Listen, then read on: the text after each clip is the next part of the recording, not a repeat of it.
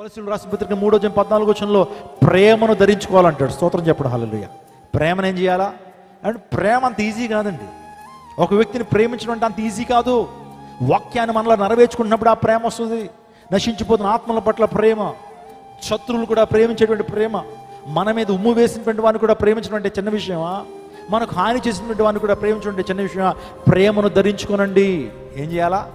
ప్రేమను ధరించుకోవాలా. మన ప్రభు ప్రేమ అయి ఉన్నాడు కాబట్టి, ఆయన లక్షణం ప్రేమ కాబట్టి ఆ లక్షణం కూడా మనలో ఉంచడానికి ఇష్టపడుతున్నాడు. దేవుడు లోకమును ఎంతో ప్రేమించండి, శత్రువులు కూడా ప్రేమించండి. దేవుడు ఈ సర్వలోకానికి ఒక ఆజ్ఞ ఇచ్చాడు. నీ దేవుడైన ప్రభువుని నీ పూర్ణ హృదయంతో, నీ పూర్ణాత్మతో నువ్వు ప్రేమించాలా.